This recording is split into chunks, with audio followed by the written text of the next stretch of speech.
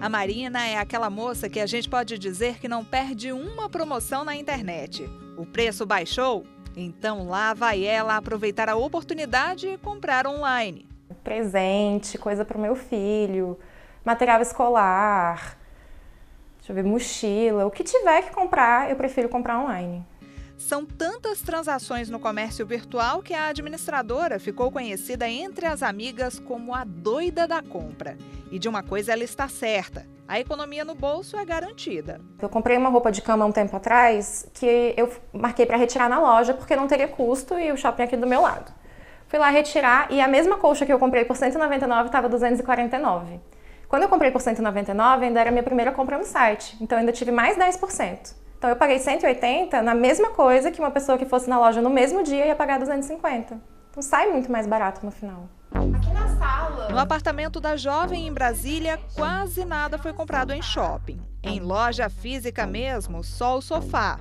A poltrona é de brechó online. Os utensílios de cozinha, de empresas que resolveram investir no e-commerce. Até os quadros vieram por encomenda. E não para por aí não. Dá só uma olhada no guarda-roupa da Marina. Uma praticidade. Uma praticidade porque eu acho que a gente tem uma vida muito corrida já no dia a dia. Então, para você ter o tempo de sair para procurar o que você quer e conseguir fazer uma pesquisa de preço é muito difícil. E na internet você faz isso em 2 minutos. Você procura o que você quer, você acha onde está mais barato, você escolhe a loja que você quer. Andando pelos cômodos, nossa equipe descobriu que 95% dos bens da Marina foram entregues pelos Correios. A última aquisição, no entanto, está em outro lugar. Pneu, por exemplo. Estava precisando trocar o pneu do meu carro, eu tinha que levar o carro em um lugar para comprar o pneu e depois levar para o meu mecânico trocar. Eu comprei na internet. Esperei chegar, coloquei no porta-mala, levei e ele trocou. Loja física é coisa do passado para muita gente. A frequência com que consumidores compram pela internet tem aumentado consideravelmente. Só para se ter uma ideia, em 2018, 65% dos brasileiros entrevistados por uma consultoria revelaram que fecharam um negócio online pelo menos uma vez por mês. Um pouco antes, em 2017, o faturamento do e-commerce no país chegou a quase 50 bilhões de reais.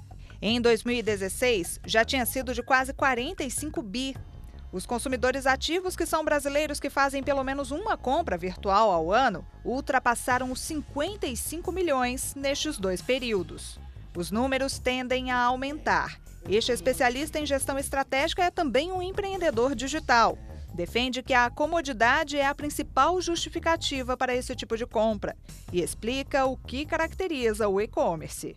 Ele só é caracterizado como e-commerce desde que a pessoa acessou o site e realizou a compra, o pagamento por aquele site, né? Se não houver o pagamento online, não se caracteriza um e-commerce, e sim mais uma divulgação de um produto. Existem 3 características do e-commerce. As principais são quando uma empresa vende para um consumidor final, B2C, né? Quando eu sou uma empresa e vendo algum produto ou um serviço para você, no mundo digital. A business to business ou B2B, aquela empresa que vende para uma outra empresa no mundo digital. E quando um consumidor vende para um outro consumidor. Por aqui, o e-commerce surgiu na década de 90, mesma época em que os computadores e a internet discada passaram a fazer sucesso. Jack London, um visionário, saiu do Brasil rumo aos Estados Unidos. Procurou pelo empresário americano que, anos antes, numa garagem, inventou uma forma de vender livros online.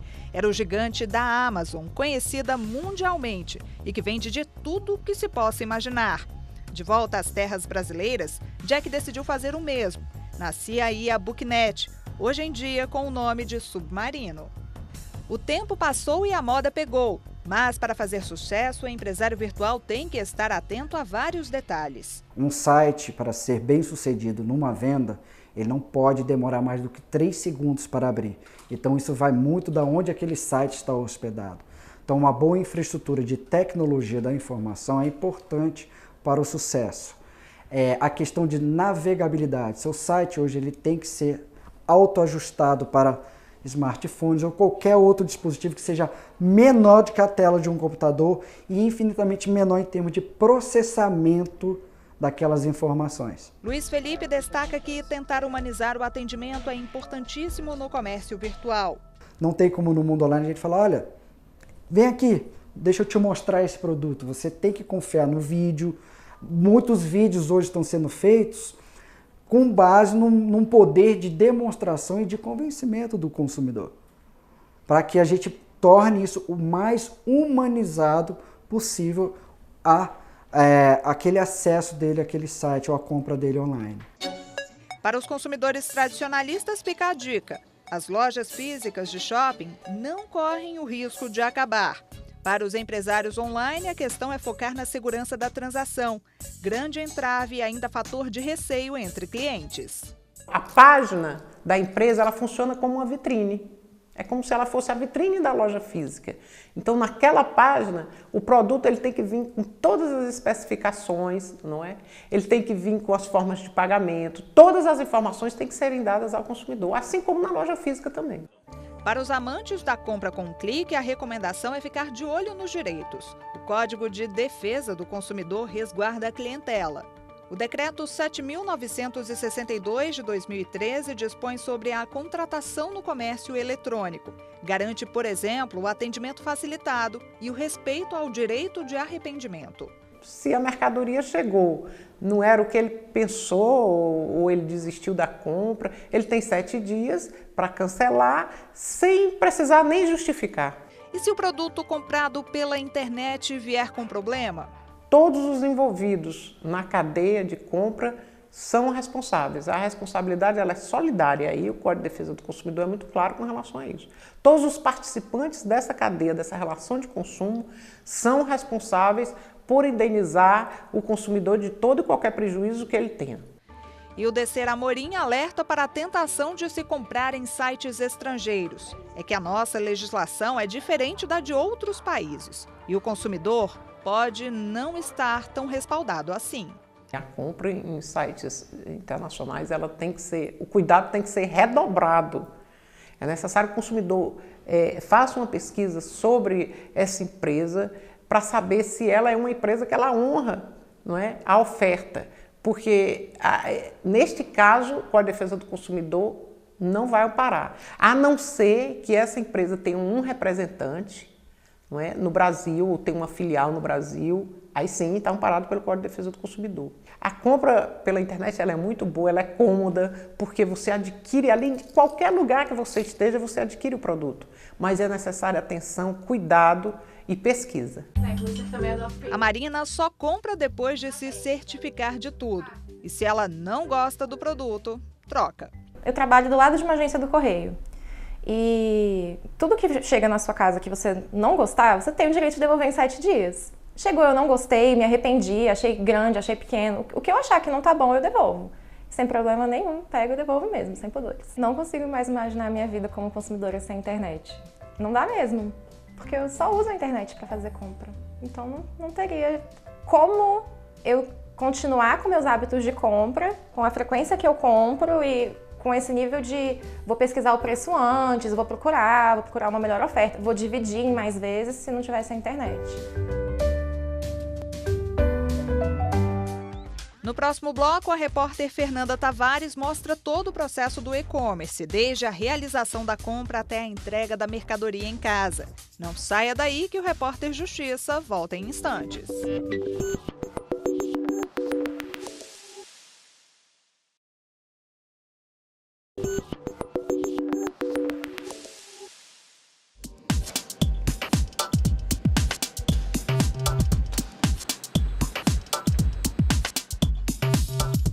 Um estoque repleto de caixas, tinta para cabelos de todos os tipos e cores. Mas não pense você que os produtos ficam muito tempo neste galpão, viu? As entregas são feitas diariamente. Mais de 150 pedidos fechados em 24 horas. A venda é sempre pela internet. O Igor é químico e trabalhava em uma grande empresa. Ofereceu o projeto aos chefes, mas recebeu um não. Pediu demissão e começou a empreender. A gente começou vendendo pelo Facebook, então a gente postava uma foto no Facebook, o cliente via aquele produto e falava, eu quero o produto. Eu fazia a encomenda e ia nos Correios, poder lá entregar o produto. E eu fazia 1, 2, 3 vendas no dia. E o que acontecia? Chegou um momento que já não dava mais, eu já não estava conseguindo atender, então eu comecei a abrir e-commerce. Então eu comecei a abrir o nosso primeiro e-commerce, hoje a gente tem 5 e-commerce, que cada um é voltado para um público diferenciado, e comecei a fazer os pedidos. Então a gente fazia os pedidos, colocava dentro do carro e ia lá para o aeroporto postar, porque a agência do aeroporto é que fecha mais tarde. O empresário começou de forma tímida, produzia na garagem da casa da mãe. Em 3 anos viu o negócio crescer. Hoje, ele tem a própria fábrica e vai abrir uma outra nos Estados Unidos. Pelo aplicativo, já dá para fechar a compra de outro país. Hoje o e-commerce representa cerca de 80% das nossas vendas atuais. Então a gente, através do e-commerce, é onde que a gente chega no cliente. E a parceria que a gente teve com os Correios foi aí que consolidou realmente o nosso crescimento. Por quê? A partir do momento que a gente começou a ter a possibilidade de ter o Log+, né, o e-fulfillment dos Correios, onde que os Correios armazenam o nosso produto, ele envia ao nosso cliente com um tempo muito mais rápido do que é normal. Com um aumento considerável nas vendas, Igor teve a necessidade de melhorar a entrega. Hoje, para dar mais agilidade a esse processo, as mercadorias são guardadas em centros de distribuição dos Correios de várias cidades brasileiras.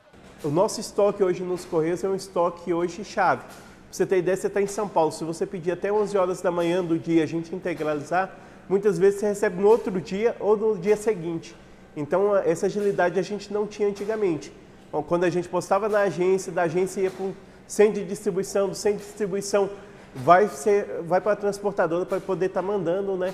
Então, demoraria 7 dias para o cliente receber. Então, assim, é esse todo o diferencial. Os Correios também vêm investindo em aprimoramento. É que as vendas pela internet não param de crescer. O e-commerce está em crescente expansão aí no nosso país. Só alguns dados do ano passado, em relação a 2017, houve um crescimento de 12% com relação às vendas, atendimento de pedidos online. Então, o Correio, como maior operador logístico do país, ele vem se preparando e investindo na sua triagem, investindo nos seus centros de distribuição, investindo também no nosso poder de atendimento. Para a Aline, o maior problema enfrentado pelas empresas ainda é a logística da entrega. A gente está falando de um país que tem dimensão continental, então o Brasil tem problemas de infraestrutura e os custos logísticos hoje realmente são os maiores custos, é o maior gargalo, né, principalmente para o micro e pequeno. Por que a gente fala para o micro e pequeno? Porque tudo isso envolve uma estrutura, né, física, inclusive, de operação muito grande que muitos deles não têm condições. Então a gente está possibilitando para esse mercado que está em crescimento constante, onde a gente tem todos os dias, inclusive ano passado a gente teve mais de 70 mil novos sites criados, onde 82% desses sites estão situados, estão abrigando, né, hospedando empresas que estão no início das suas operações. Então hoje você dispor de funcionário, dispor de armazém, dispor de custos com água, luz, internet, segurança, tudo isso aumenta muito, encarece o meu preço final. 30 mil objetos entre caixas e envelopes de mercadoria chegam todos os dias nesse centro de distribuição dos Correios. O material vem de avião, direto do aeroporto de Brasília. Daqui é feita a triagem. Depois, todo esse material sai para entrega no mesmo dia. 50 funcionários se dividem em 3 turnos para que todos esses produtos sejam entregues o mais rápido possível na casa do cliente, que dias atrás fez a compra pela internet. E olha a Lu vindo aí. Ela aprendeu confeitaria com a avó. Há quase uma década faz doces e bolos no pote. Viu no desperdício uma oportunidade. Isso mesmo, passou a vender pela internet o que sobrava das encomendas realizadas por telefone. Eu vi na internet, né, essa questão dos deliveries e fui atrás. Fui saber se eu podia entrar e eu sou MEI, então tinha que ter um CNPJ. E eu fui atrás de o que tinha que fazer para fazer o cadastro e já comecei na mesma semana. Claro que no começo é devagar, mas aí a gente vai tendo pedido de hora em hora E começou assim. Tem 8 anos que eu trabalho com isso. Então, assim, a meu era tudo encomenda. A pessoa faz encomenda, eu tenho um período, né, para fazer encomenda, eu produzo no dia e entrego, né, para a pessoa consumir lá na festa. E assim, nunca imaginei poder entregar um doce, assim, a quilômetros de distância da minha residência, né? É facilidade demais. Se antes a Lu não imaginava vendendo doces online, agora não consegue pensar na vida sem o comércio virtual. Eu tive um retorno muito legal e, assim, me ajudou bastante, sabe? Paga minhas contas, eu compro muito material com esse dinheiro que entra. E foi muito bom, eu acho que está valendo muito a pena.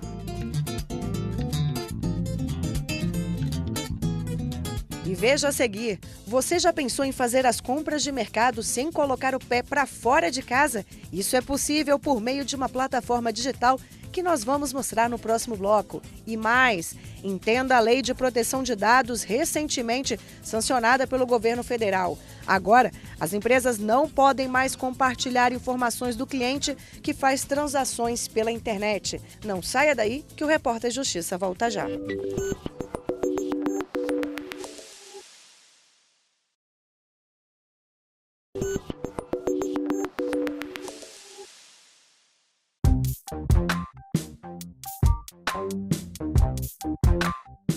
Produtos de limpeza, frutas, biscoitos, arroz e feijão. Já imaginou fazer compras do mês com apenas alguns cliques? Há quem ainda evite adquirir mercadorias online, mas os que usam a internet para isso uma vez não largam mais a comodidade. O Thiago resolveu empreender na área de e-commerce. Há um ano, criou um supermercado virtual.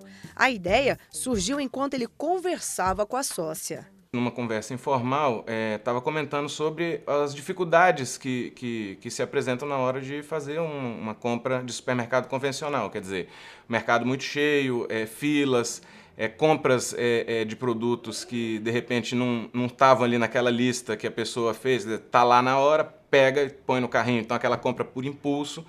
E aí ela então observou que de repente haveria uma chance aí da gente montar um negócio aqui em Brasília, sendo que não havia nada parecido na ocasião. Apesar das inúmeras vantagens, ainda tem o consumidor acreditando que a compra só vale a pena mesmo quando o produto é assim, visto bem de pertinho. Muitos deles relatam isso, né, que gostam ainda de ir lá e escolher, sobretudo o hortifruti e a carne, né, e não confiam essa escolha a um terceiro. Só que a gente tem provado ao mercado, aos nossos clientes, sobretudo, de que a gente consegue entregar exatamente aquilo que ele está esperando em termos de hortifruti, por exemplo. O comércio do Thiago faz sucesso. A clientela é cativa. Em geral, mães de família que não têm lá muito tempo para gastar em supermercado. Então, esse é o nosso maior público. O segundo maior são aquelas pessoas que são os clientes do armazém, mas que compram para suas próprias mães, que já são senhoras de idade e têm uma certa dificuldade de ir ao supermercado realizar compras. Dá compra online em casa para essa prateleira. Agora o Thiago prepara as compras de uma cliente. E olha só que interessante na compra dela, tem de tudo um pouco. Nessa caixa aqui tem frutas, legumes, verduras. Nessa outra caixa, alguns produtos não perecíveis. E um detalhe, essa cliente não precisou tirar o produto da prateleira, colocar no carrinho, carregar, enfrentar uma fila, de um caixa de supermercado. Tudo isso vai chegar na porta da casa dela. E mais outro detalhe interessante, essa cliente ainda vai economizar tempo diante da correria do dia a dia.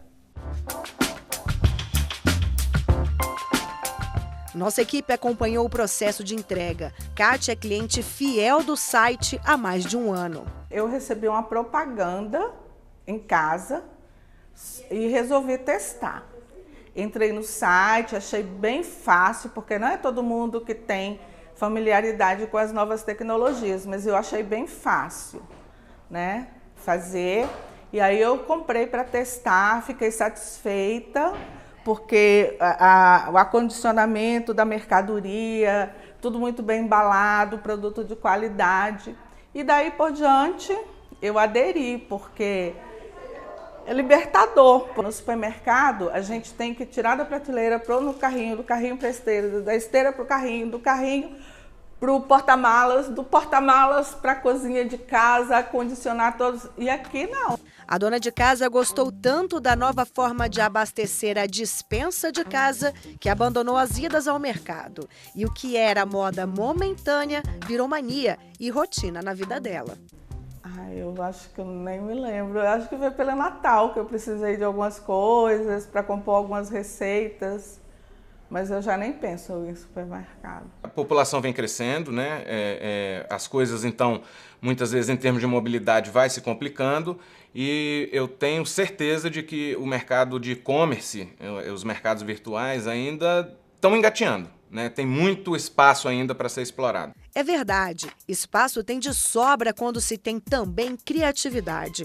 Apostando na venda online personalizada, esta empreendedora e um amigo abriram uma startup de venda de produtos orgânicos. Por lá, tudo é fresquinho, leva selo de garantia e o melhor, é entregue na porta de casa. O consumidor de orgânico ele é muito fiel, ele é muito exigente, né? Então eles ficam muito felizes de poder receber os alimentos orgânicos em casa e com a diversidade que eles procuram. Porque às vezes você vai comprar o orgânico no supermercado ou num atacado pequeno, você vai encontrar muito pouca opção.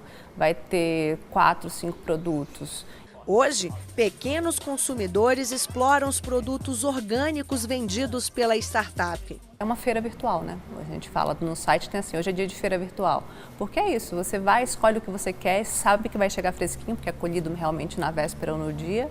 E tem essa entrega personalizada, você chega na sua casa com uma cestinha toda embaladinha, bonitinha. Tem todo É uma experiência diferente do que você ir no supermercado, em que é uma indústria, uma fábrica, e que não valoriza nem o produtor rural, né, que a gente valoriza muito, é nosso parceiro, e também não valoriza muito o cliente, porque está numa escala industrial, né? Como a gente está ainda entregando para pessoas, né? A gente lida com pessoas, a gente gosta de pessoas e a gente quer que essas pessoas se aproximem. A intenção é expandir o negócio e focar também em outros compradores. A gente percebe muito que os pais das crianças gostariam que as crianças que se alimentassem na creche consumissem uma comida que eles soubessem que seja orgânica. Então a gente tem essa intenção sim de trabalhar com B2B, né, que a gente fala business to business, para empresas, já focando em creches, que a gente vê que é um bom nicho, e hotéis também, que eu acho que tem cada vez mais procura por uma alimentação de qualidade. Nesse território, venda virtual é sinônimo de modernidade, mas o compartilhamento de dados pessoais e do cartão de crédito ainda gera dúvidas e medos antigos. Esta resistência ao novo tem fundamento. Já parou para pensar que muitas vezes você faz uma compra online e depois a caixa de entrada de e-mails fica lotada de propagandas de todos os tipos? No ano passado, a Lei 13.709, conhecida como a Lei de Proteção de Dados, foi sancionada, fundamentando o respeito à privacidade, à liberdade de expressão e à informação. Segundo este especialista em direito digital, a regulamentação é tardia, se comparada à de países da União Europeia. No Brasil, apesar da nossa lei ser muito recente, essa discussão já existe há muito tempo. É um projeto de lei que tramitou por quase 10 anos, cuja discussão se iniciou em 10 anos. Levou 5 anos no Congresso e por aí vai. Mas lá fora, onde foi feita a inspiração brasileira, na União Europeia principalmente, essa é uma discussão que já existe desde 1981. Há desde 81 uma compreensão de que usar os dados da pessoa humana, na verdade, significa um risco de impactar a própria vida dessa pessoa, até a própria vida do cidadão. Porque tudo que nós fazemos é baseado em dados, absolutamente tudo. E tudo é passível de ser registrado na forma de dados. Então, uma entidade, uma empresa, o governo ou qualquer outra entidade que tenha posse desses dados, ele pode ter informações sobre nossos hábitos de consumo, sobre nossas opiniões políticas, nossas preferências sexuais, nossos hábitos cotidianos, nossos relacionamentos pessoais, profissionais. Um comitê governamental está sendo montado para fiscalizar as empresas de e-commerce no país.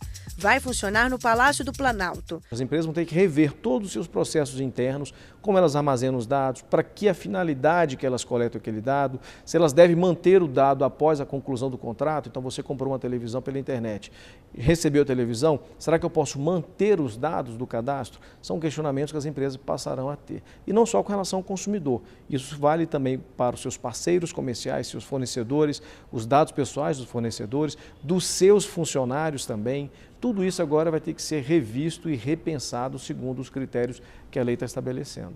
Quem descumprir a determinação pode pagar multa. Esse é o jeito de garantir ao consumidor segurança na hora de comprar pela internet. Vai de um instrumento mais brando, a pena mais branda, que é uma pena de advertência, até mesmo a pena de multa, que pode chegar a 50 milhões de reais por infração. E também existe a possibilidade de multa diária. Ou seja, a autoridade de dados ou órgão de fiscalização vai poder aplicar multas diárias para obrigar efetivamente que a empresa cesse aquela violação que ela está praticando. O Repórter Justiça de hoje fica por aqui. Você pode rever este e outros programas no nosso canal no YouTube, TV Justiça Oficial. Visite também a nossa página na internet, tvjustiça.jus.br. Quer enviar uma sugestão de reportagem? Então anote aí o e-mail, repórterjustiça@stf.jus.br. Obrigada pela companhia e até a próxima. Tchau!